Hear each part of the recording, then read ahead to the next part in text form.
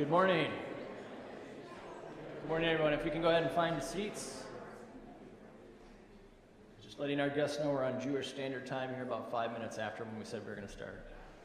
So, welcome. Thank you for taking time out of your day to join us here today for our program. Certainly during this time, we all have lots of emotions, lots of thoughts and feelings surrounding everything that's happening in the world. And this is a time for us to be very diligent and very focused on any responses that we have. So this event today is being presented by the U.S. Attorney's Office for the Western District of Michigan. It's in partnership with federal and local law enforcement, and of course our Grand Rapids area Jewish community leaders, jointly working with all three congregations in the Jewish Federation of Grand Rapids. We need to discuss effective strategies to prevent and respond to hate crime incidents and civil rights violations. Now, this is not an expertise I have, so I'll be ending my comments very quickly here. But our plan for the day here is I'll be turning it over to our guests. They do have a little bit of a presentation to share with us. There will be ample time for questions and answers from the team of experts that we have here today. So please save some questions, keep them handy, but this is a time for a good discussion and as we look towards a positive future of peace long term. So without much further ado then, I will turn this over to U.S. Attorney Mark Totten, and he will go ahead and introduce the rest of our guests here. But once again, thank you and welcome.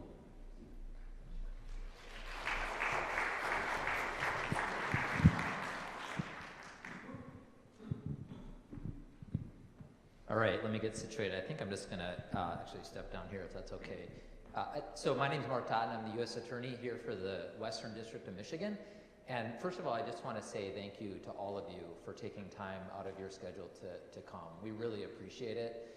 And I think this is an important conversation for us to have, and we're grateful for your time. I just want to say thank you to a few people in particular. I want to say thank you to all our rabbis who are here today. Rabbi Shattuck for hosting us here. Rabbi Khrushchev, Rabbi Weingarten is here as well. I want to say thanks to the Grand Rapids Jewish Federation, to Nicole Katzman.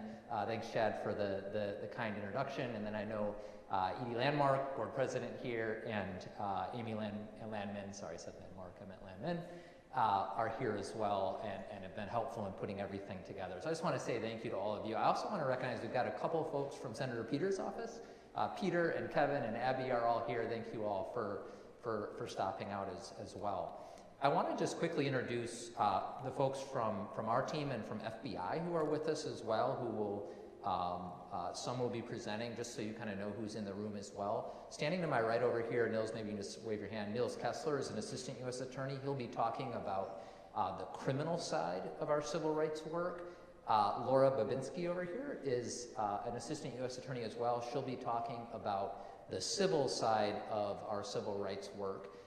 Tiff Brown right here is our Director of Communications and Community Engagement, is helping us run these programs, as is Shayla Fan, who's my assistant here. And then we've got a couple of folks from FBI. Pete Ellis is in charge of the Grand Rapids office, and I know knows several folks in the room here as well. And then Shami William is the Director of Community Engagement. Did I get that right, Shami? Director of Community Engagement for FBI in this part of the state as well. So that's just who's in the room.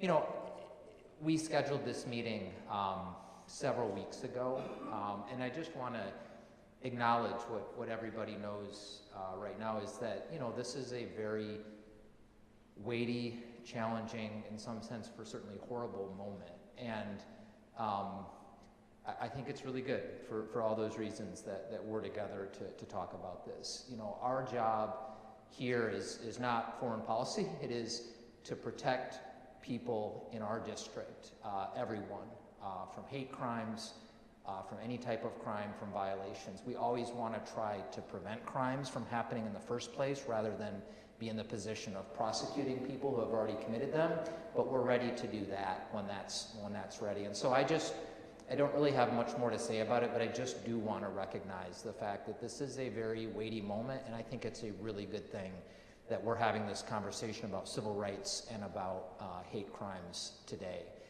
In terms of where we'll go with the program, let me just give you kind of the roadmap. I'm going to maybe take 5 minutes here just to share a couple things at a higher level about the work we do on civil rights, and then I'm going to turn it over to Pete Ellis from FBI, who's going to just talk a little bit about what the landscape looks like on the ground, some of the work we're doing and what we're seeing or not seeing. Then Nils Kessler is going to come up. He is going to talk about civil rights on the criminal side, which in particular for us means the work we do both around prosecuting hate crimes and also protecting people from criminal threats. So Nils will talk a little bit about that. I'll just say in advance, we're going to dive an inch into some of the legal concepts. I'll just say what I know Nils will repeat as well, is that we're not trying to turn you all into lawyers. If there's one thing you walk away with from today, is if you see something that doesn't look right, call us. Like, we want to know it. We want to know it, even if it ends up that it's something that's, say, protected by the First Amendment. Like, we want to know that, and you all don't have to be in the position of trying to figure out, like, is this something that's actionable under the law? Like, we'll figure that out. We're going to talk a little bit about kind of what that line is between the First Amendment and criminal activity, but not to turn you into lawyers. The bottom line is we want to be here to help, and feel free to get in touch with us. So after Nils, Laura's going to come up, and she's going to talk about some of the work we do on the civil side of civil rights, which involves enforcing the breadth of federal anti-discrimination laws about protecting the right to vote, and so on. And then we're going to open it up for questions. And we're hoping to maybe talk the first half of the hour we have together, and then to leave the last half for questions. So I would just ask, if you have something, don't forget about it, hold on to it, and then we'll open it up at the end and take any questions that you all have for me or for anybody on our team. Let me just say something quick about what we do. I'm not assuming that everybody knows what the U.S. Attorney does or where we work or what kind of laws we enforce, so I'll just say something quick about that so you have a little better sense about who's in the room and what we do. I serve as the chief federal law enforcement for the district. Now, the district is essentially half of Michigan. 2/3 of Michigan's geography, about 1/3 of the population. So we're in the Western District of Michigan. That covers all of the Upper Peninsula and then the western half of the Lower Peninsula. So basically a line from like the Mackinac Bridge, we just sweep in Ingham County, that's in the Western District, and then our furthest east on the Indiana border is Hillsdale County. Because we have FBI here as well, I'll just say the FBI just has one main office and then several regional offices that cover all of Michigan. It's FBI Michigan. So that's the geographic scope. Our main office in our district is right here in Grand Rapids. I personally live in Kalamazoo, and some of our folks live a little ways out, but our main office is here. We have an office up in Marquette as well. And our job is to, again, enforce the breadth of federal law. And that means a lot of things. Some of our priorities right now, just so you have a sense, is certainly we've seen a rise in gun violence across the United States here in the district. It tends to be in our larger urban settings. And that's certainly a focus for us. We're always focused on trying to stop the large pipelines that are bringing fentanyl and other illegal substances that are frankly just taking so many lives right now. That's certainly a priority for us. We do some work in the area of public corruption. You've maybe seen some of our work recently in the news. We have national security cases, domestic violent extremism cases. We prosecuted the case for those who tried to kidnap and potentially kill the governor. And then we do work around civil rights, and that's what we want to focus on today. And I'll just share a quick historical quip with you because I think it reinforces why this work is so important for us. We have a new mission statement this year that got revised actually last year, and I really like it. It's short, it's to the point, I think it captures what we do. It's the same mission statement, just slightly adapted, that the whole Department of Justice has, and it's this: our mission is to uphold the rule of law, to keep the district safe, and then to protect civil rights. So what we did for the first time, the department decided to put that part about protecting civil rights right into our mission statement. And it's not a mistake. DOJ came into existence in 1870, right? So that is during Reconstruction. It's in the wake of the Civil War. It's after passage of the 13th, 14th, and 15th Amendments. And In June of 1870, a bill showed up on the desk of President Ulysses Grant, and he signed it, and it created a Department of Justice. And the original mission of the Department of Justice was to prosecute the thousands of people who were systematically terrorizing African Americans in the South. In fact, President Grant, his first Attorney General was a guy named Amos Ackerman, and he sent him down to South Carolina and had him set up shop down there. And over the next 2 years, Attorney General Ackerman prosecuted over 2,000 members of the Ku Klux Klan. And that original mission that our department had of taking on hate and discrimination is still very central to what we do today. You know, our civil rights work has always been important, but it certainly does feel that this work has a special urgency at this moment. Certainly, you know, as you all know better than I do, we have seen a rise, a marked rise in anti-Semitism over the last couple of years. FBI's crime data for 2022 just came out 2 or 3 weeks ago. And if you look at the section on hate crimes, you'll see that across the board, there is a 6.5% year-to-year, 2022 to 2021, rise in hate crimes. If you break it out and you look at the rise of hate crimes that involve anti-Semitism, there is a 26% point rise in just 1 year. And that is clearly, you know, the largest rise of any category. And so this is an issue that we deeply care about. We want to certainly not just be reactive, we want to be proactive to try to prevent these types of crimes from happening. Just a little bit of narrative about kind of what we've done in our office. You know, at the very beginning of this year, you know, I was reading a lot of the data that was coming out and kind of really starting to see that this is happening, that there is a rise in anti-Semitism. And you know, as an office, we decided to lean into this issue. There's a few things I did early on. I cold called the head of ADL Michigan, Carolyn Normandin, and you know, I asked if we could meet. I said, I want to understand better what you're seeing. I want to make sure that we have a relationship, and you have, you know, my cell phone number. So that's happened, and I built a strong relationship with Carolyn and her team. I reached out to a friend in the business community, actually in the Detroit area, who I know is active in the Jewish community, and I said, you know, who might you suggest I connect with? And he introduced me to a guy named Gary Sikorsky, who some of you may know. Gary runs, Jewish Community Security, which I understand works with the temples and synagogues across Michigan, helping provide security, and has his finger on the pulse of those issues, and that's been a really important relationship. I talk to Gary quite regularly about what we're doing and what he's seeing. And then Gary gave me a list of, you know, just various people within the Western District of Michigan that I might want to contact. So we had a meeting in early June with a bunch of leaders in the Jewish community in the Lansing area. We did something similar in the Grand Rapids area. Several of you were there. We met at our office. I think it was either June or July. I don't remember. But you know, that was really helpful as a way to get started. And actually, this meeting today really comes out of that. This was kind of the next step we want to do, is just have an open meeting. It's part of a larger program we're running across the Department of Justice called United Against Hate, and we just rolled it out a couple weeks ago. We had a meeting with various Jewish communities in the Lansing area, actually, just a couple weeks ago.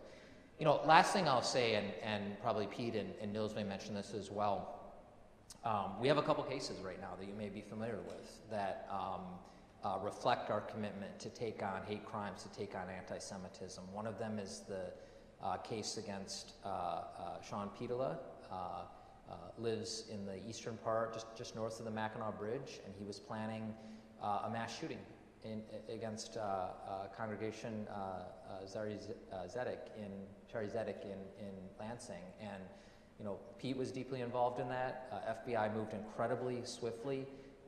We arrested him just this past Monday. You might have seen. He agreed to plead guilty. We're waiting for a hearing to see if the judge is going to accept that, but we anticipate that will move forward. You know, the thing I will say about that case, as I'm sure many of you have been kind of watching that, is, you know, we caught that case early. We prevented something from happening. And really what happened there is exactly what we want to have happen. You know, we had partners that are watching what's happening, that are watching what's happening on social media. We learned about what was happening within just a couple days. FBI was on the ground arresting this person, and we're swiftly moving through the criminal process right now. And the burden is on us to prove things, but we're confident that we can do that.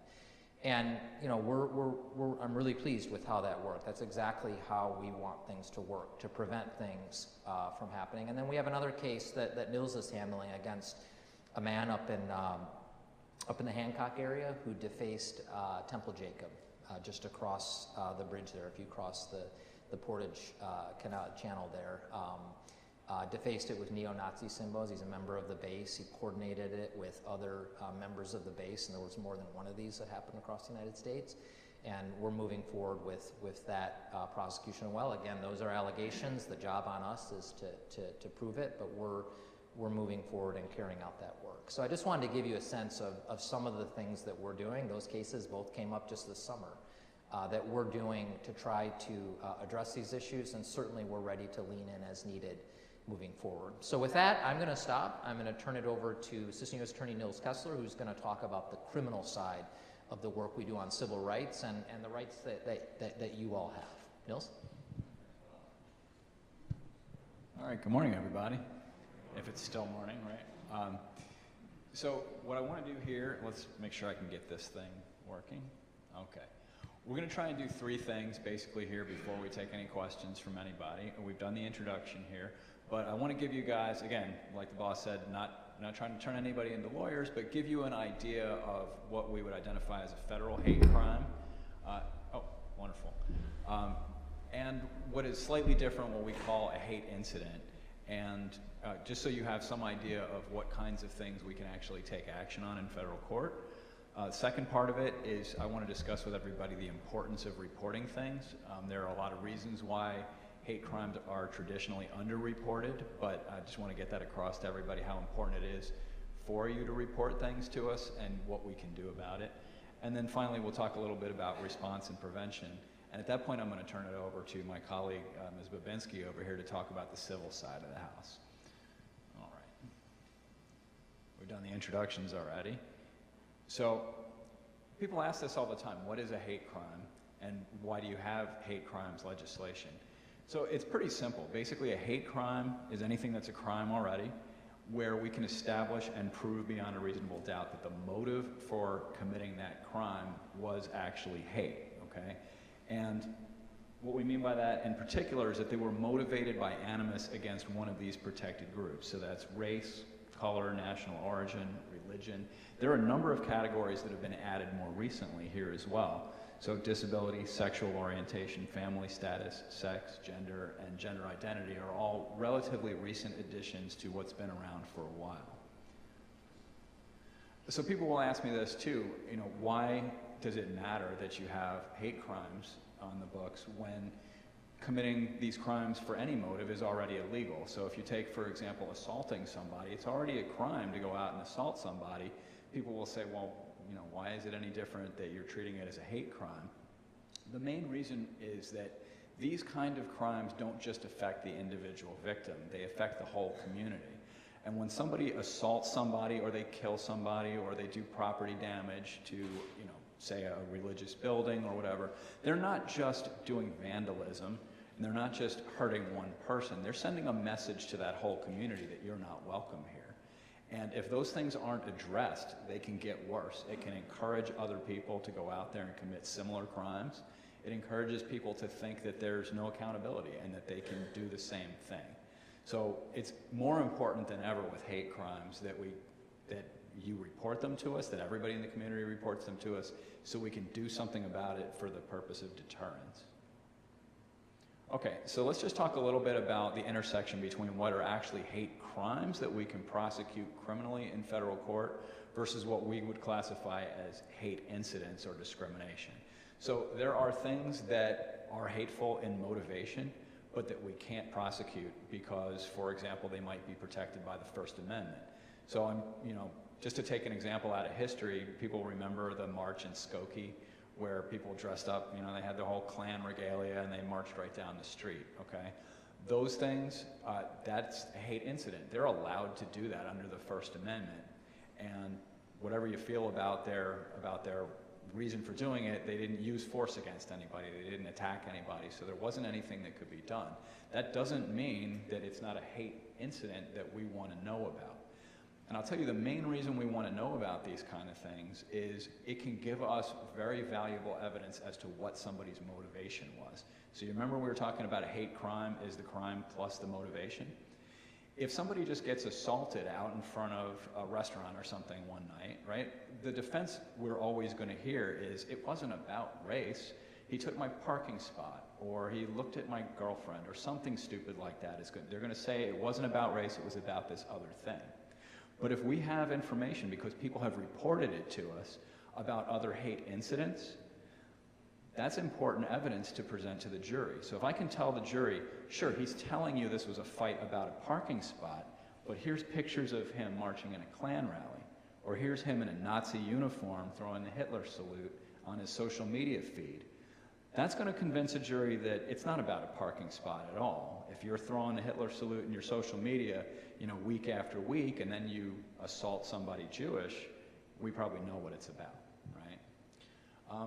When we talk about discrimination, I'm going to turn that over to Ms. Babinski later, but there are a lot of things that we will look at as well that might not be crimes, but that can be, we can deal with as a civil lawsuit. So for example, turning somebody away from rental housing because of their race or because of their religion or something like that. That might be something where the federal government can sue the landlord.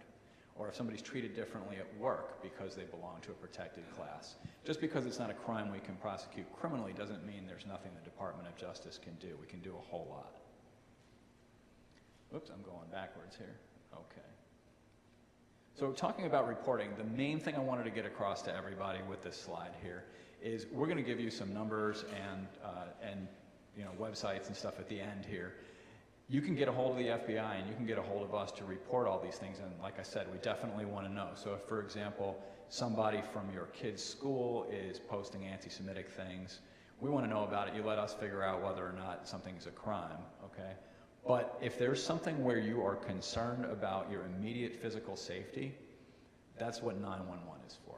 You don't want to be like, that's not the time to be trying to look up the FBI or the U.S. Attorney's Office, because we would have to do the same thing that you would have to do, is call 911. The 911 dispatchers are going to be able to get the law enforcement people who are closest to you, whether that's your local sheriff's department or the city police department, and they can respond quickly. And in a lot of things, particularly when you're talking about in this day and age of mass shootings or whatever, the difference between, nobody getting hurt or a very small number of people getting hurt and a whole lot of people getting hurt is how fast the police can get there. And if they can get there in a minute or two, that's a big difference, okay? So again, don't try to find us in the phone book. If there's an immediate physical threat, go straight to 911. Oops, okay. I don't know how easy it is for you to see here, but I'm happy to hand this out later too if anybody needs it. But we have a hotline for civil rights, and it's civilrights.justice.gov, okay? So that's where you could submit tips for things that are not an immediate threat. Okay, so we were talking a little bit about, I mentioned a minute ago about evidence that we would use to convince a jury that hate is the actual motivation behind something. These are some of the things that we look at. So if a victim is part of a protected class, so for example, if they happen to be black or they happen to be Jewish or whatever, that's going to be part of the equation, but it's like we were saying, it doesn't resolve everything right there, right? It is possible that two people can get in a fight about a parking spot or about an unpaid debt or whatever it is and be of two different races or protected classes. So that's one thing we look at, but it's not everything. We look at all these other things too. So comments on social media, things people have said to each other. You see drawings marking symbols or graffiti. So for example, the Whedon case the boss just mentioned that I'm prosecuting, if somebody is putting the symbols of that group they belong to, like we had there, symbols of the base, which is a neo-Nazi organization, that's telling you they're not just out there trying to just vandalize something for the fun of it. If they did that, they might just put their name on it or whatever, right? So we look at that. Membership in hate groups. You can belong to these kind of groups. The First Amendment protects that, but again, it tells us a lot about what you were up to. Previous hate crimes or incidents are really important. So I have a case going on where somebody had gotten involved back in high school.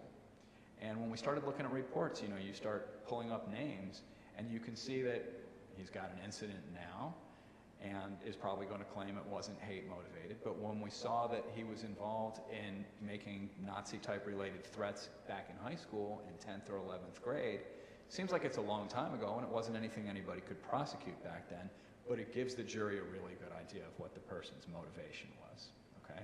And then finally, the location of incidents. So obviously, if somebody were to deface this building, for example, that tells us, it's different than defacing just a house on the street or the 7-Eleven or whatever. Somebody doesn't pick a location like this just randomly. As far as hate crimes, you heard some from the boss about what kinds of increases we've been seeing lately. These are just some general trends. Still, race, ethnicity, and ancestry are the largest number of hate crimes that are reported. Religion, you see there, is a little farther down, but obviously, for the Jewish community, we recognize it's kind of a blended thing. People may be looking at this community as they're have an animus against it based on both religion and perception of ethnicity, race, whatever. You can never really get inside everybody's head, but you can satisfy a number of these different categories. And then we have a lot of different other things that have been getting more prevalent. Particularly violence against the trans community has been increasing a whole lot lately. Now, reporting has been a big problem. These kinds of crimes are traditionally underreported, and they're underreported for a lot of reasons. One of the big ones is people think there's nothing that anybody can do about it, or we'll just try to handle it on our own. That's, again, that doesn't give us the information we need to work with to help people. We hope number 2 is not going to be an issue for people around here, that people think the police can't or won't help. That's part of what we're doing here, is to let everybody know how seriously we're taking this. One of the things up here, fear of reprisal, is something I've seen with certain communities. I don't think it's going to be an issue here, but some recent immigrant communities have this, where they came from, they have this sort of ingrained distrust of law enforcement. I remember particularly seeing that with some Somali victims that I had in some cases years back, where people just had this feeling like if you go to the cops, they're going to shake you down and it's going to be worse. So that's something they would never do. And that's terrible. You want to tell people, why didn't you call the police? And they just, they grew up like you don't attract attention. And there are other communities that feel that way. I throw that out there for everybody here, because you may also be somebody that people come to and say, what should I do? Because you know them from your neighborhood, or they're friends of yours or whatever, and they may ask you. And I hope people will pass the word along that don't keep this to yourselves, that there is something that can be done. So as far as response and prevention, just wanted to give you an idea of just what some of the resources are. From our side, obviously the FBI is our major player. If you were to go to state law enforcement, and there are things that they have jurisdiction over that we don't, there are valuable partners here, but it's the relationship between law enforcement and the prosecutors is kind of a mirror image. So if you were to go through the state system, you have your sheriff's department or your police department, and they take cases to your county prosecutor or to the Michigan Attorney General's office. And on our side, it's the federal agencies like the FBI. And of course, you heard the boss talking about drugs. We have the DEA, we have ATF, all these different agencies. But for civil rights crimes and hate crimes, it's primarily the FBI that you'd be going to, and they bring the cases to us at the U.S. Attorney's Office. Let me just quickly go over a couple of the main statutes that we deal with on the hate crime side. So 245, federally protected activities. That is an old statute that's been around since the civil rights era. And basically, if you use force or the threat of force to try to deny anybody their civil rights, that is a felony that we can prosecute. I have some pictures here that just kind of illustrate some things from history that would give you an idea of what I'm talking about. So you see the picture of the young girl, one of the first people to integrate schools back in the 60s. If you were to use force to try and keep that girl from going to school, that's that federal crime that we're talking about, okay? As a matter of fact, we use the second statute, which is related. Conspiracy against civil rights is the one the boss just mentioned, the one I'm using to prosecute the young man in the Upper Peninsula who defaced Temple Jacob up there. Because it's one thing to do vandalism, and it's another thing to, if you put a swastika or the SS lightning bolts on a temple, you're doing something different, right? You're not just damaging religious property, you are trying to deny a protected group of people from being able to exercise their civil rights to use that property just like anybody else. Okay, so that's the kind of thing we use. And it's actually a good tool that we have in the federal government to be able to do that conspiracy, because in that case and in many others, we had participants who are, because of the internet, they're all over the country.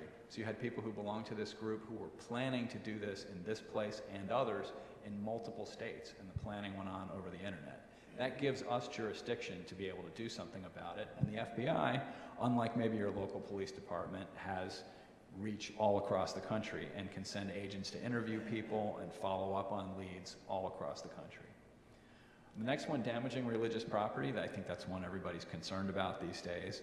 So that can be everything from graffiti to actually trying to set fire to property or whatever. But if it's religious property and that's the reason why somebody's doing it, we can prosecute that. Again, obviously, if the reason was something else, like insurance fraud or whatever, that might be prosecutable under a different statute. But this one is if somebody were to come in and actually try to damage property because it's a church, a synagogue, a mosque, etc. And then that last one, the Matthew Shepard James Byrd Jr. Act, is everybody pretty familiar with who they were? So it's a young man who was murdered because he was gay, and Mr. Byrd, a young man who was murdered because he was black. Now, this statute is pretty simple, but it's a powerful statute. And if somebody actually uses physical force or the threat of physical force or tries to use fire or explosives against somebody because of their belonging to a protected class, that makes it a federal hate crime. So we're obviously going to follow up on those. Threats come up a whole lot.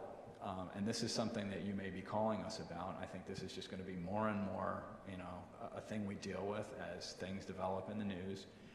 The First Amendment protects a lot of speech. That's kind of our default, is that the government can't just stop people from saying what they want to say.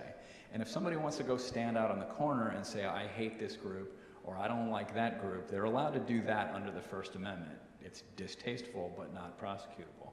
But there are exceptions to that. The first exception is what we call true threats. So if there's an actual expression of an intent to commit an act of unlawful violence, so if somebody calls up and says, I'm going to kill you all, or I'm going to set your building on fire, that's a threat that we can prosecute. So the only thing we need on top of that, if it's a true threat, is an interstate hook.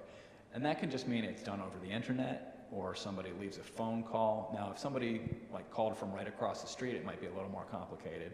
But as long as there's some interstate communication, we can do it federally. And that's, again, I want to emphasize that you don't need to worry about whether or not we have an interstate hook. Just call us, and if we find out that the call came from across the street and it never went through any kind of interstate communications, we're going to call our partners on the state side, and they have statutes for that, okay? Incitement is another type of speech that is not protected. So if somebody were to go out on the corner, it's one thing, again, you can go out on the corner and say, I don't like this group, or I hate that group. But if you say something that is intended to incite people to immediate violence and is likely to actually do that, that's not protected. So if you were to stand out on the corner and say, everybody, let's go get the people over at that temple, follow me, and they get riled up, that's different. That is incitement to commit violence, and we can actually prosecute that, okay? One of the things we look at in threat calls is whether or not this communication was made with the intent to communicate a threat. It sounds kind of obvious, but there are all kinds of cases where people are able to say, well, I was just kidding, right? And it's not totally subjective, okay? The courts look at it objectively, would a reasonable person look at this, and would somebody be frightened by it? And can we show that the communication was made with the intent to communicate a threat? That's what we have to look at. Again, you don't need to worry about all that. Just call us, and we can sort of sift through it and be like, okay, this one crosses the line, and this one doesn't. I already mentioned jurisdiction. But something people say, even if we can't prosecute it criminally, okay, may constitute conspiracy to deprive somebody of their civil rights. So again, like the swastika on the temple thing is the kind of threat that, because it makes people afraid to go exercise their civil rights, we can prosecute that under a different statute. These are some of the components that are involved in this, so it's not just us. The Civil Rights Division up in Washington, we have the Community Relations Service that can also come out if you have a big issue. For example, when we were having a lot of riots a couple of years ago, they can come in and mediate between groups. Office of Justice Programs can give grants when people need protection or they need, particular things when they're in distress. So these are all resources that we have. Again, I don't need you to memorize any of this, but just know that help is out there and that we can access it. This is our DOJ hate crimes website. Again, it's just www.justice.gov, hate crimes. If you just go to www.justice.gov, all this stuff is easily accessible. There are tabs for hate crimes, for other civil rights things. So everything is easy to get a hold of. Yep. And then finally, I want to turn it over to Ms. Babinski, who's going to talk to you about the civil side of the house.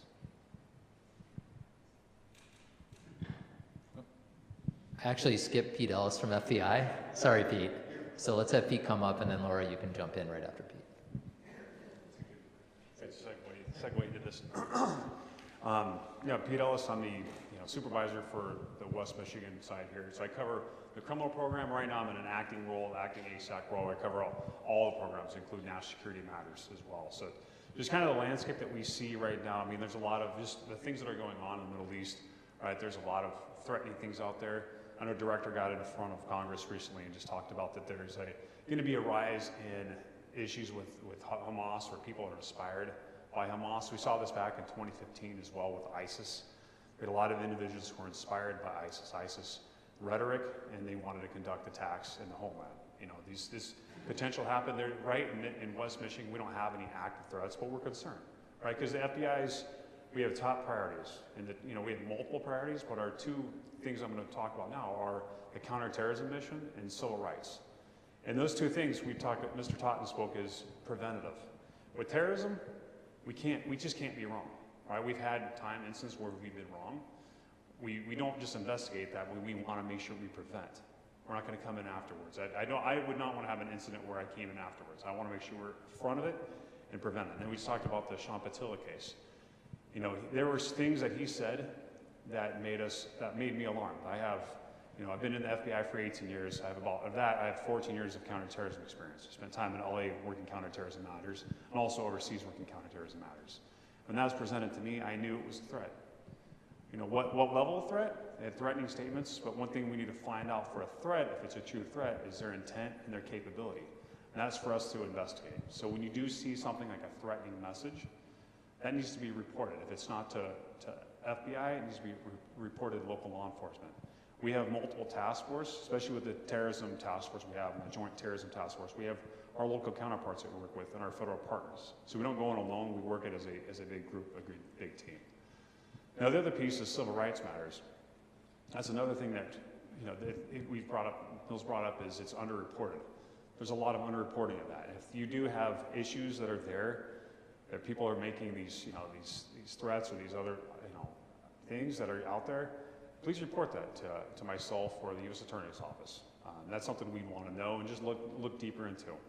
And it's great, this relationship with the U.S. Attorney's Office. When we do have these things come in, my first call is the U.S. Attorney's Office to discuss this case, the types of cases. But I appreciate you letting us speak, but be aware that we are, as the FBI, all law enforcement, federal and local partners, and U.S. Attorney's Office. We're here to support and work for you. Thank you very much.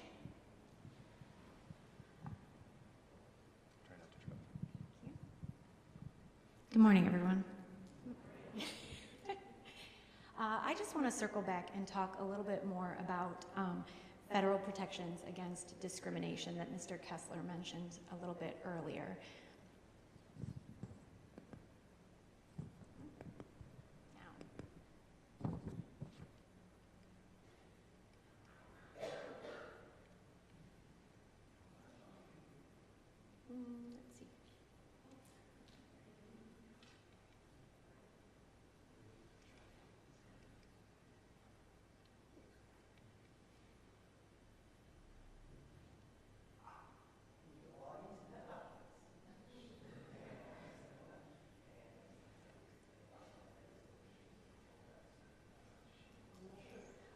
honestly fine. We don't need the slides. Well, anyway, so Mr. Kessler spent most of his time talking about hate incidents and when hate incidents rise to the level of hate crimes. But what I want to talk to you about is ways that our office can get involved even when a particular conduct doesn't rise to a hate crime, but when it is illegal discrimination. Our office has the authority to enforce federal civil rights laws, and those civil rights laws protect individuals from discrimination on the basis of various protected classes. And those protected classes are the same ones that Mr. Kessler already mentioned. Basically, race, color, sex, disability, religion, familial status, national origin, and citizenship status. So what does this look like? We can use one of the examples that Mr. Kessler mentioned when he was speaking. Imagine that an individual fills out an application to rent an apartment in town. That application is accepted, and when the person goes to meet with the landlord to sign the lease, the landlord makes an anti-Semitic comment and refuses to rent to that person. This may not be a crime, but it may be illegal discrimination, and that's how our office can get involved. Our office can investigate complaints of illegal discrimination, and after that investigation, we have the ability to obtain remedies. Those remedies, oh, perfect. Those remedies may not be criminal remedies. We may not be able to receive criminal penalties or like a jail sentence or something like that for someone, but there still is a lot of relief that we can obtain. Monetary relief for the victim. We can also possibly obtain through settlement or through a court order requirements that the person who engaged in discrimination change their policies and practices, don't discriminate any longer, and pay civil penalties. So there still is a lot of room for relief that we can obtain on the civil side, even if something doesn't rise to the criminal level.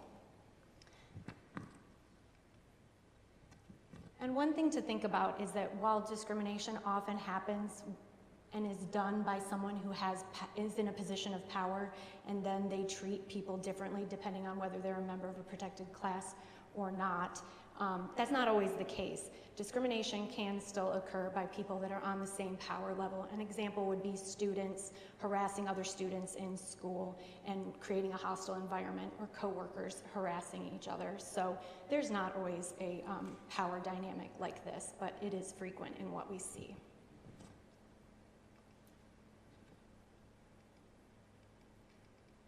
And I mentioned the civil rights laws that we enforce.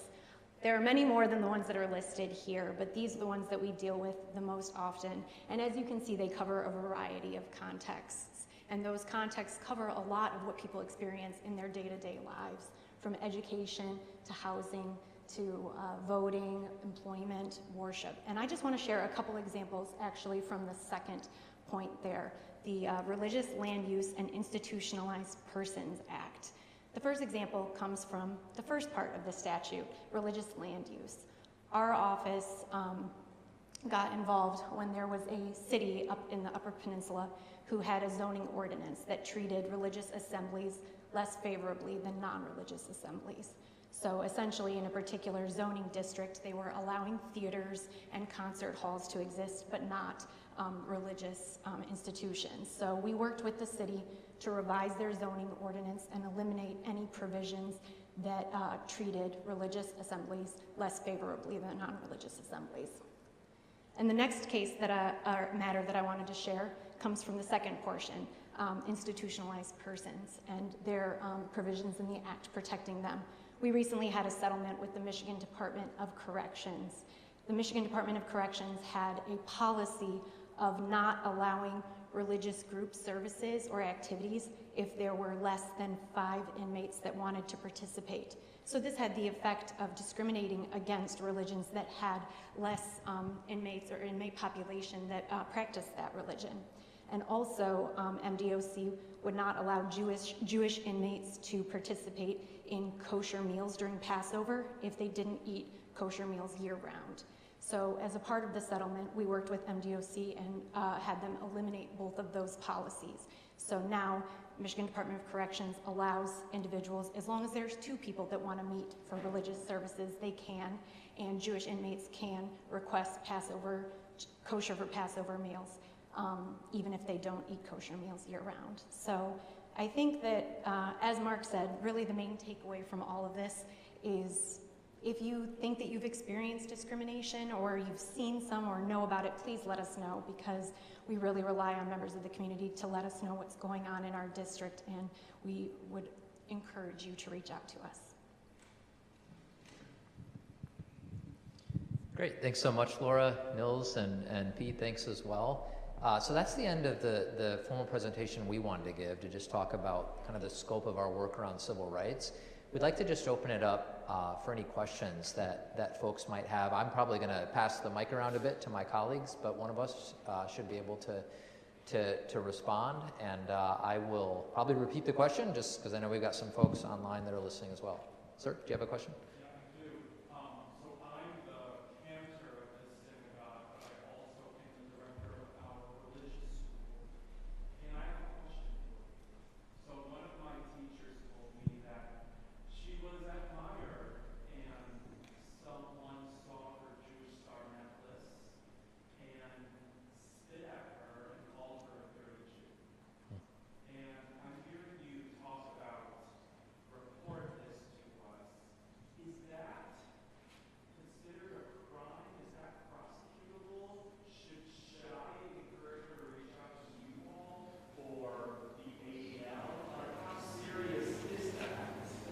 So we would definitely want you to report it to us.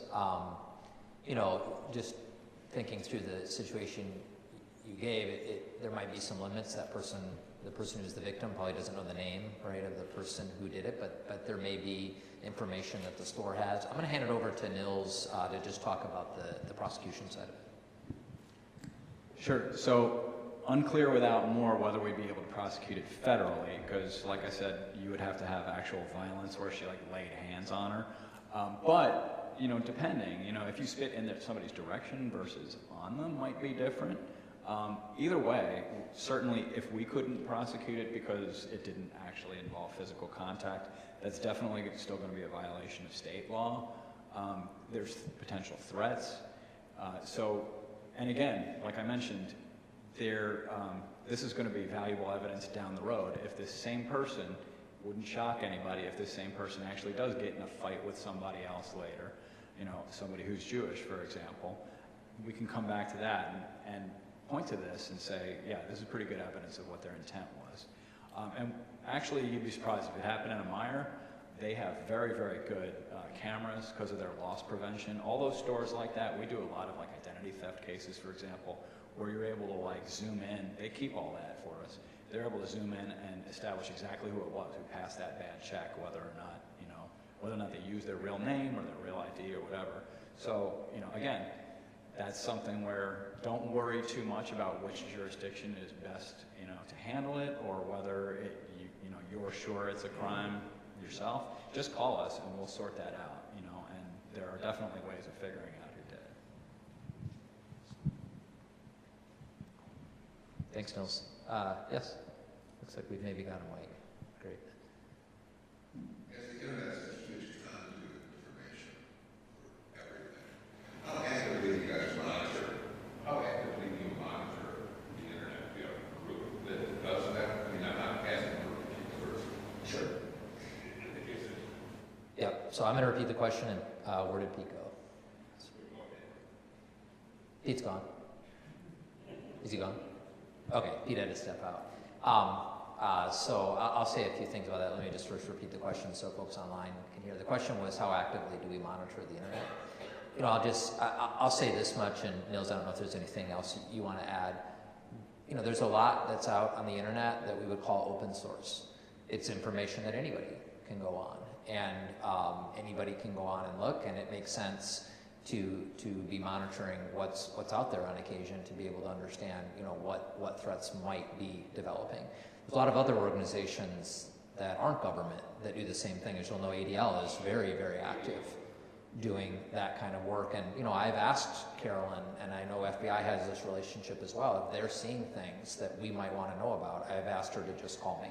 And I know she does the same with our partners at FBI. So, you know, the answer is, you know, on that open source side, you know, certainly there are people that are paying attention, and important cases can be built that way.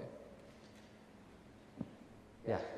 So my good friend up north lives right next door to Gretchen Whitmer's cottage, where they were casing the joint in time to figure out how to kidnap her. And I've been out front when people have been casing the cottage. I have on video when they're harassing us. Even out of the water, they're out there on their little games and their camel, kind of just trying to intimidate. And after they apprehended those guys, they came to my friend and said, "Don't worry, we had you covered." You know, we were out front, we were watching all of this, but she's terrified, okay? And her husband even said, "Don't sit on the front porch, you look like Gretchen coming back." And some of these guys got off, right? So we were hoping that Gretchen would sell the cottage, but she's not going to do that. So what now? So I'm going to repeat a version of the question, and I'm going to ask Nils. Nils was the lead prosecutor on the case on the federal side that you're referring to. So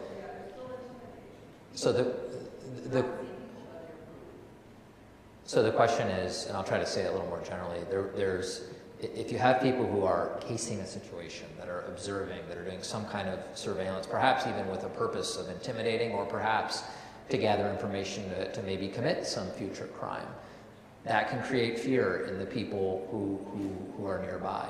Is there any type of recourse for those situations? So Nils, I'll hand it over to you. Sure. Again, yes, I mean, just certainly let us know. I mean, if that's still going on, that I personally wasn't aware, but I'm not shocked. You know, it got enough notoriety. You'd want to let us know. And I think, you know, that's one of the things that was important in building that case, was the fact that they went up there a couple of times. Now, you're right, she wasn't in any danger, because we did have, you know, the FBI was totally on top of those guys. You know, but we don't know who else might decide that they want to have a look at it for themselves or whatever, and you don't know who's just out there doing a little tourism because they're curious about I don't mean that in a good way, you know, but yeah, you can kind of tell, right? But let us know, and I mean, if any of those people can be intercepted, we certainly want to know what they're up to, because again, it's, you know, that is evidence. One of the things we had to look at in that trial was, you know, the fact that they were going up there on multiple occasions to try and surveil the location. You want to figure out who it is and see if you can figure out from what's on their public internet, or if anybody can give us additional tips.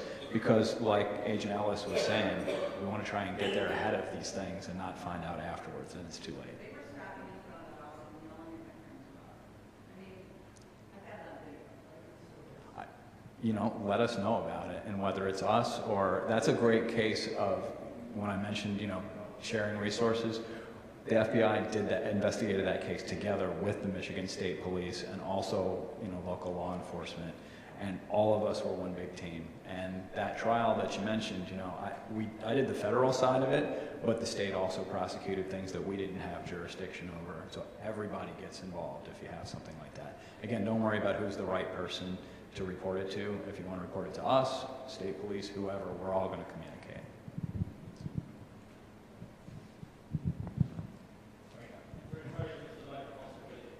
Okay, yeah. And this goes to a little bit of dicey situation. There is a crossover between bullying, when we're dealing with minors, and when it's really, you know, hateful and intimidation. So I was at a meeting at Temple last year sometime and heard a number of stories that kids from the religious school here have been dealing with at school.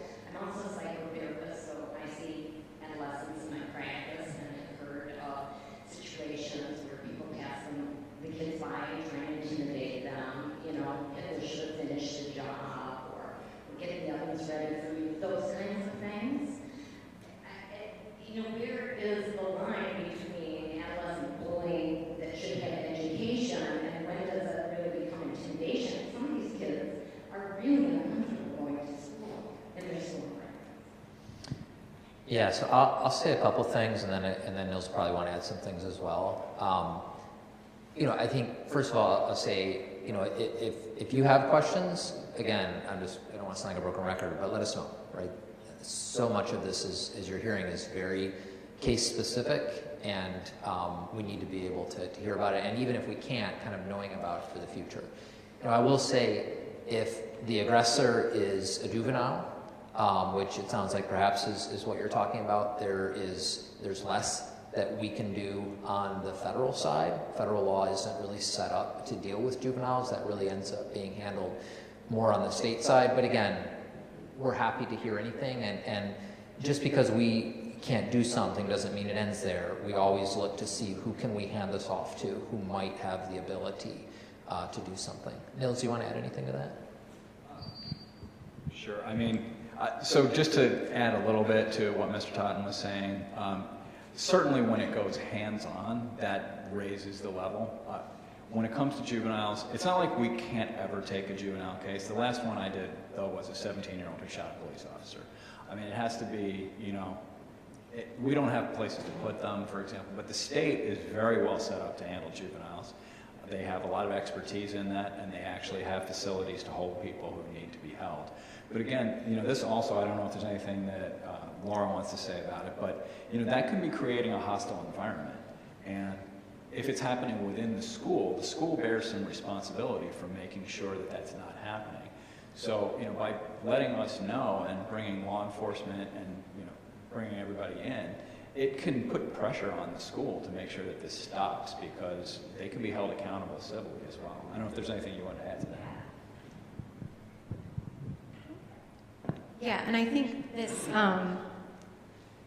scenario is actually a perfect example of how we just would love for people to let us know what's happening, and then we can also kind of figure out who it needs to go to internally. So if you brought that complaint to the criminal side of the house, then Nils might let me know what's happening. And we also, on the civil side, have additional partners. We work with the Department of Education, which has its own Office of Civil Rights, and have contacts at the state, so that if it doesn't seem like it's something that arises to the level of a hate crime or something that Nils can do something about, it might be something, for example, as Nils mentioned, if the school administration knows that this is happening and hasn't done anything about it, then we might be able to step in.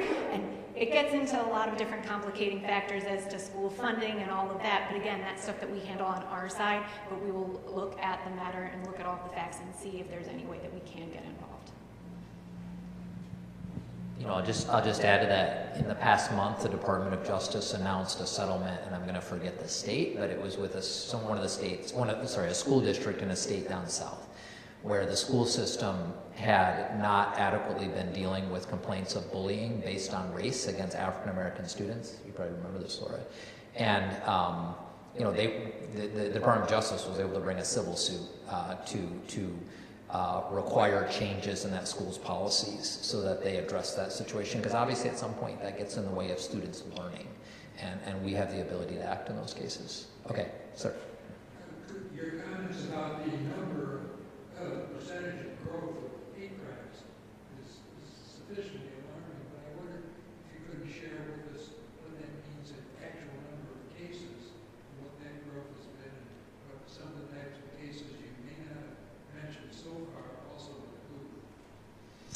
Yeah, I don't know. I don't know off the top of my head, like department-wide number of cases. I know we have the FBI data that's very recent. I've mentioned the 2 cases just in the past 6 months that we brought in our office. Nils, do you happen to know anything more than I do? Yeah, sorry, and I didn't repeat the question, but I was just asking if there was any more raw numbers about the number of cases, not just the number of reported incidents, and I just don't have that. We don't have that at the tip of our finger. Oh, breaking news. All right, so this is the latest full years that we have data on. There were 10,530 hate crimes reported to the FBI in 2021. Again, that's clearly underreporting. And in 2021, 14,800 law enforcement agencies submitted information to the FBI about hate crimes. So that's not necessarily all that is out there. There's underreporting from people to local law enforcement, but also there are things that probably are handled at the local level without being classified as hate crimes. So something might be written up as vandalism because they don't know what the motivation was that actually was a hate crime. But I hope that gives you some idea. Is that nationally? Nationally in 2021. Yeah. I have a question, I guess it comes into the definition of assault, is that if somebody gets into my face, because I identify as Jewish, and says, Jews get out of Palestine, or I say, Hitler should have finished the job, is one more assaulted than the other? And do I really qualify as a prosecutable type of offense? So if they don't actually touch you, there has to be a threat of violence. Okay, so it might be if there's a realistic threat of physical violence. Now, if somebody just walks up to you and says, you know, I hate Jews or whatever, that's different than if they cross the line and say, you know, I'm going to kill you. So we have to look at every one of these individually. There are a lot of cases that are very close to that line that are very difficult for us. But again, you know, there are also things that fall into the category of that would be state crimes, where an assault, there's a difference between an assault and battery. So an assault can be just putting somebody in fear that they're about to lay hands on you. The state would be able to prosecute that, whereas we wouldn't, just because there's no interstate aspect to it. So if somebody walked up to you in Meyer, for example, you know, and said, I'm going to kill you, that might be an assault that can be prosecuted in state court. All right, if somebody actually called you on the phone, though, and said the very same thing to you and say they were calling you from Indiana, then we'd be able to prosecute that. I don't know if that fully answers your question. Well, I guess it's about that fit line between where, you know, if someone's trying to stop me from moving, they get in front of my car because they want to insult me. Does that become an assault because they're threatening me, inherently threatening me, and stopping my freedom of movement?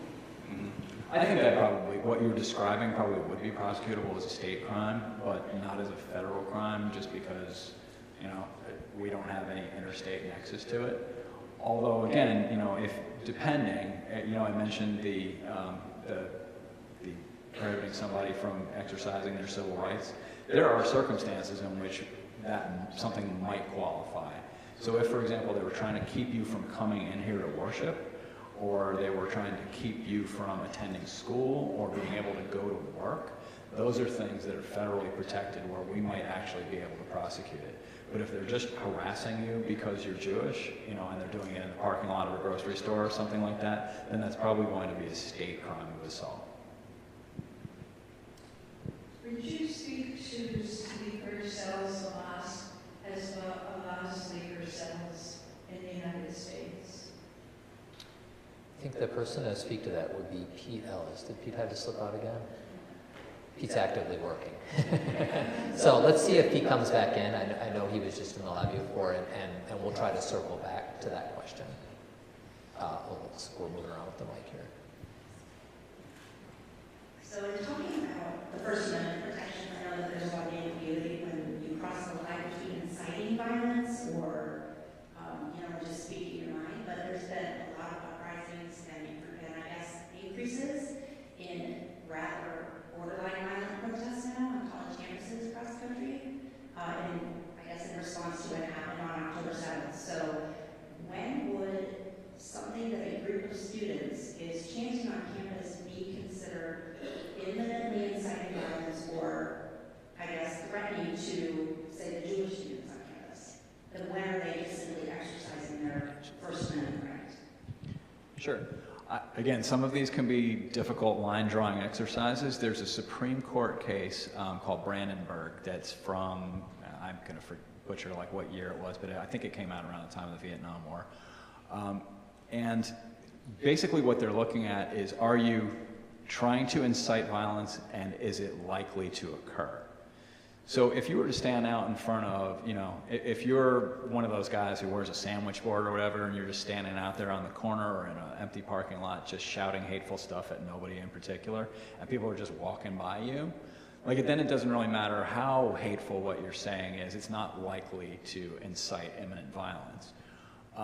Whereas if you're saying it in front of a crowd that's riled up and angry, then it's a whole different story. Now, the ones that get to be very difficult cases are the ones where people don't come right out and say it. So your textbook example where somebody comes right out and says it, say you're at one of these protests and they say, they're the Jewish students right over there at Hillel, let's go to Hillel and get them. Now you've got a riled up, you're clearly trying to incite imminent violence, and you've got people who are likely to act on it, so you've got both elements. The hard ones are going to be the one, and this is probably what everybody's thinking of when you see it on the news, are the ones where it's indirect, where it's like, it would be great if something happened, or, we got to fight. And people, people can take that in multiple ways. Those are the tough ones, because then the defendant, assuming they get charged, could always come back and go, that's not what I meant.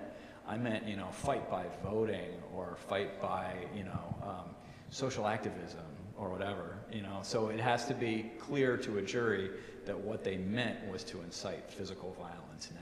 So a chant of, you can run, you can hide, we want Jewish genocide, would that be perceived as a direct threat to the Jewish students on campus? It sure feels like it, okay? And I know it certainly feels like that to the people who are hearing it, though that would be a very tough case, because again, if you had a Jewish group standing right over there, and they're pointing at them, that might be different than, generally standing out there, and as hateful as it sounds, standing up there and saying, all Jews should be dead, or whatever. If there's not a group of people who are imminently about to be attacked, then it's hateful speech and falls into that bubble of, being a hate incident.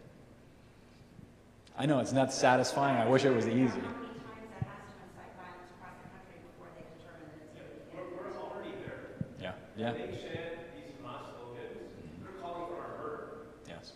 If that happens tomorrow, we're going to say, like, oh, we didn't know about it yesterday. I mean, it's imminent. This is what happened in 1937 in Germany before we all had to wear scarves. Before, what happened October 7th was, I think, worse than Kristallnacht. Why isn't war actually being taken? I mean, we feel threatened. The excitement is there. The threats are there. It was just part of your presentation. Mm-hmm. Why are we protected when other groups with less threats are more protected? And we've seen that in the past few years. But for some reason, the Jewish community, there's like a lack of action when it's against us. I mean, I can't speak for the whole country and everything that's happening, and I know how terrible that feels. Some things are First Amendment protected. Again, let us know. I mean, I know that's a terrible, people don't like hearing that, but it does happen to other groups too, and I can't, yeah, I know what you're saying. What you said was things protected, things aren't. Intimidation, incitement, threats. Right. We've surpassed that. Yeah. I guess I'll just add, first of all, I appreciate the question and the deep concern, which makes complete sense behind it. I will just say, my job is to protect folks within the Western District of Michigan, and if you are seeing what you're describing happening here, we want to know about it. And we'll look at that particular situation, we'll assess it, and we'll figure out if there's anything we can do, and we'll try to tell you as much as we can. We can't, we have limits on what we can say, especially where there is an active investigation, but we will try to be as transparent as we can about what's happening. And if you want to even talk today about something afterwards, we're here and we would welcome the opportunity to do that. News coverage video has it from Grand Rapids, Dearborn, New York City.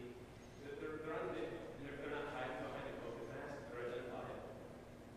Yeah, I hear you, and I'm not trying to avoid the question, but I've got responsibility for this district. I can't speak to New York. I can't speak to other districts, but I'm ready and willing to have those conversations to figure out what we can do about anything that's happening in this district where I've got power to act. And I appreciate the question. I wonder if we can come back to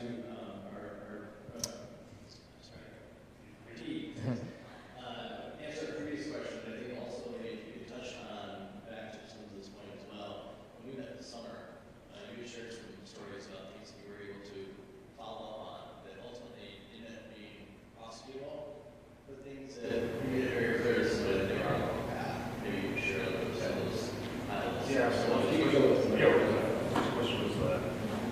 if we go back to that, I think the first question had to do with there was concern about any sleeper cells that may be here in the United States. Did I phrase that correctly? Hezbollah or Hamas sleeper cells. I can't speak for that. I don't know. But I think the things that we need to be worried about are people that are inspired, right? People like I talked about before, inspired, lone wolf attacks. So that thing that makes me more uneasy. You have a group of people, it's easier to track. I feel like it's easier to track a group of people. But people that I've actually charged and convicted for material support for terrorism were ISIS inspired. People that wanted to do things, so that was easier. But that's why we are concerned, because you have groups not just like Hamas or Hezbollah calling for action, you have other groups like Al-Qaeda, right? I mean, Al-Qaeda seems like the presence hasn't, we feel like it's waned over time, but they have never waned. They've always been present. They've always been pushing things. So I think that's my biggest concern with that. And then the second one was, we were talking about threats, taking threats serious.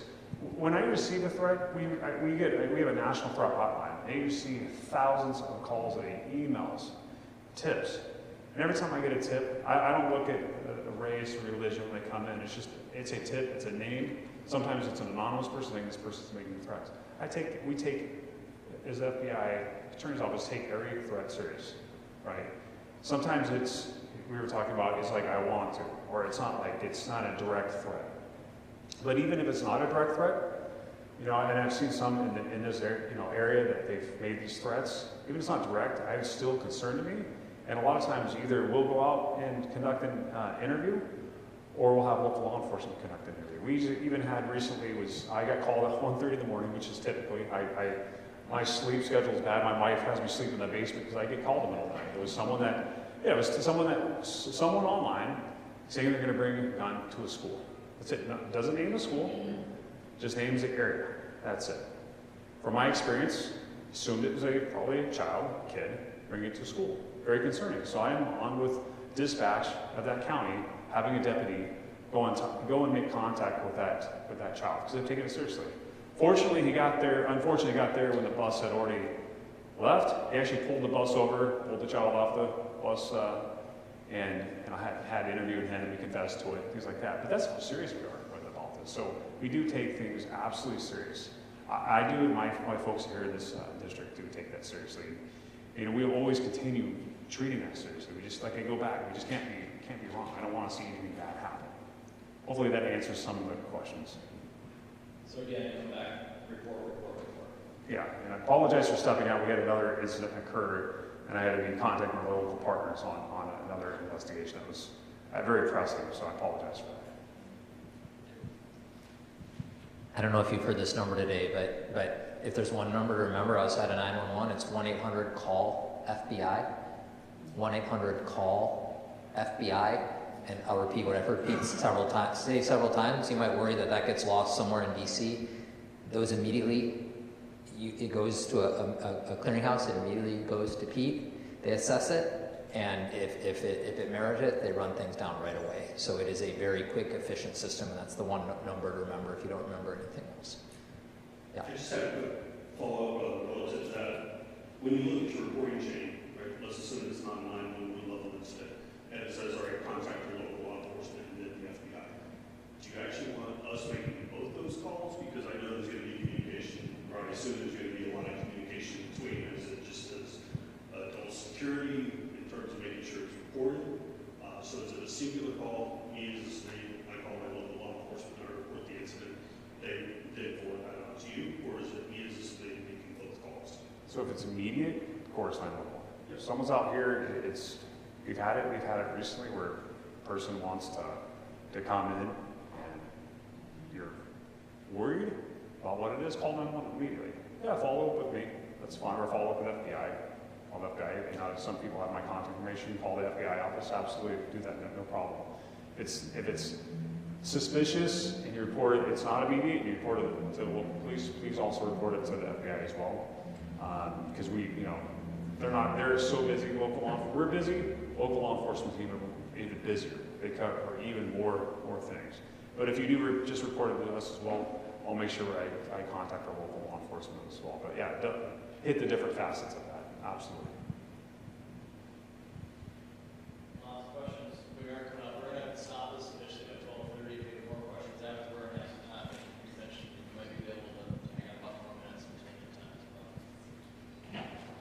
It's pretty clear that the communication on federal level between the different groups is very good. In respect to local law enforcement, for example, is local law enforcement aware of the fact that we're having this meeting here today for our community? And then secondly, afterward, will there be a recap of some sort to local law enforcement of some of our major concerns we have? Well, for me, I just told the local law enforcement where I'm at because I was told I'm busy, but did you know? Yeah, I mean, I'll just add, like, we do work really closely with local law enforcement. I've had multiple calls with Chief Winstrom about what's happening. You know, Nicole, you and I connected with the chief early on too about, and I know he was eager to make sure in some of those areas, like right here, where there's a significant Jewish presence, to do more drive-bys, to have more of a presence. And I know Chief Winstrom, you know, here in the city of Grand Rapids is committed to that. You know, I travel around, we have 49 counties in our district, and I spend probably about 40% of my time on the road. And I meet with lots of different people, but I especially meet with our law enforcement partners. And I talk with this issue everywhere I go. So just yesterday, I was moving throughout Van Buren and Allegan counties. I sat down with Chief Natalie Thompson from the South Haven Police Department, and she talked about how she told me about how she had reached out to the board president of the synagogue there, and how their team is doing extra patrols of the Hebrew cemetery. They're doing extra patrols by the synagogue, make sure that the right people in that congregation have cell phone numbers for law enforcement and feel closely connected. And you know, I've sent emails out to all of our law enforcement partners, hundreds across our district, encouraging them to do exactly that type of outreach as well. And I frankly have been really encouraged about what I've seen. If there aren't connections, I try to make them, to make sure that, you know, local rabbis, board presidents, Jewish Federation, executive directors are connected with their local law enforcement as well. So one of my biggest fears is the opportunity people have to not do social media posting. Thank you for all your work when you are made aware of something on social media. My fear is that people will think of these things and not post, and you'll have no idea, perhaps, like the incident with us. I mean, should we be afraid of people who certainly aren't posting what they're about to do? And how big a threat is that in your thought? Because many people, I would think, don't take time to post on social media, or is that, why is everyone posting or do something that scares me that people won't post? Well, that's, I guess, the sociology or psychology on the internet. Right? I'm not a psychologist, but I think people feel, you know, they feel like can be more anonymous, or they feel like they can do it when they're behind it. There's a lot more behind, they call it the keyboard warrior. They can do a lot more there. You bring a very point. I'm more worried about people that are not posting things, that are anonymous, right? In the old Al-Qaeda training manual, you wanted to fit in. 9/11 hijackers fit in. They didn't go to the mosque. They didn't do their prayers. They fit in. They didn't want to be seen out. That's what the Al-Qaeda training manual is. People that are going to do it, I'm concerned about those people, right? They're there. How can we identify them? There's other means that we have. I can't go into things that we have, like techniques and things like that. We try to identify those types of groups. But absolutely, I'd be a little bit more concerned with that. You know, it's just the internet's just it's good. It brings a lot of good things. When they built the internet, it wasn't built really for security. It was built for communication, not this. I have a question. Yes. How close in communication are you to the mental health community? I don't know if there's a way of doing that. I mean, certainly they could contact me. We have a family member who is in that profession and intercepted a mass shooter who planned to shoot up the mall. Okay, and they ended up intercepting it. But I mean, had it not been for that person, I mean, what would the mental health community? Yeah, we have great relations with the mental health community, but I also know people in the mental health community, if they're, say, a therapist is talking to somebody that's going to commit, they have the obligation to report that. But we meet with security, different department, different clinics and things like that, but absolutely. I mean, If they don't report it, then we're not going to see that. But they also get to be careful too, because you have HIPAA violations they can't go past, right? Because those are very, very secretive.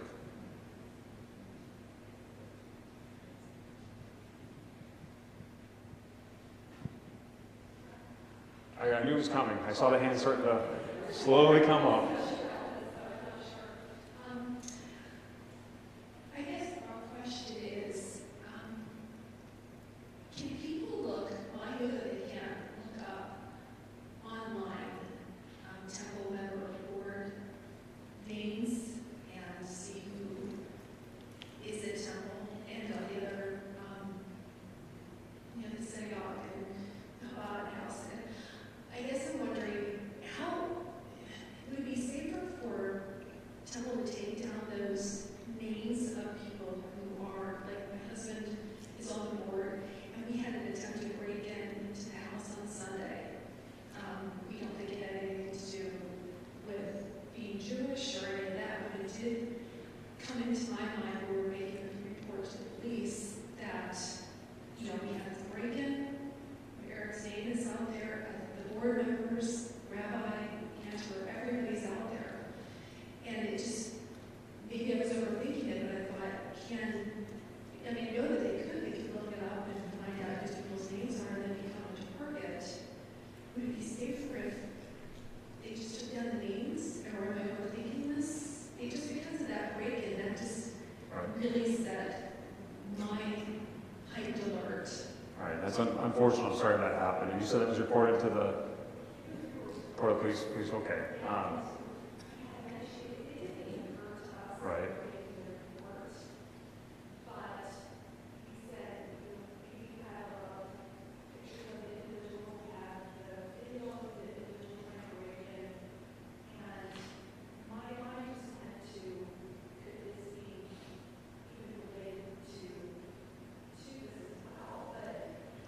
Right. Right. Yeah, any online presence is going to be. It's just really up to I think it's more up to how you feel safe, right? I personally don't have an online presence because the same thing, right? I'm concerned about not just my safety.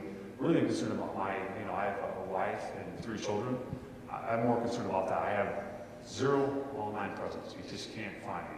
My wife has, but I'm not connected to her anyways because I'm concerned about when people know where I live, and I would be the same way. I think that it's hard that we have to live in that way, but I can't give you advice, but for me personally, I would want to be that way. But it's just hard because you also want to show being proud of being part of this great organization, and who are there for people to see who's part of the organization as well. It's just you gotta, I guess, weigh that piece. The other issue is you can't really have an online presence if they know your name. Because I had a stalker, this was some years ago, a former patient was stalking me everywhere, on the highway, he was there everywhere.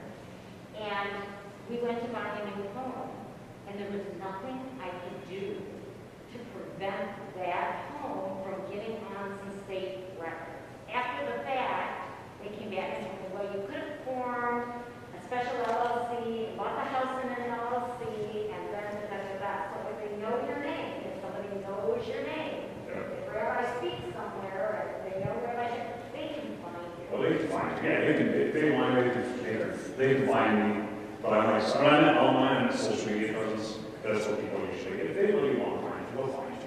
That's like the internet is great. It's a great tool to communicate and get communication going, especially for trading and stuff like that. But there's been no way to govern it. Right? It's a lot of anonymity. That's the thing. You need a driver's license just speaking to the internet. You need a driver's license to drive the road and travel, but you don't need a driver's license to have the internet. So it's a perplexing piece. Very respectful of everybody's time. First off, big round of applause. Thank you, our guests.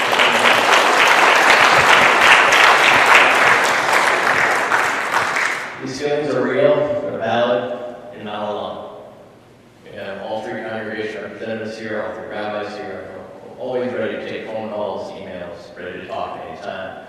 Jewish Heritage Americans, same position with our staff as well. So I want to thank you for taking time out. Thank you for your valid questions. Thank you for speaking up. And thank you for following through on what we're asking us to do. Right? I think we're hearing a lot of examples when we get hyper specific. They're ready to talk hyper specific. It'll probably be easier for them to talk hyper specific when you talk with them one-on-one. So let's continue to follow through. Let's continue to be united against hate. And maybe we be peace and peace next year. Thank you.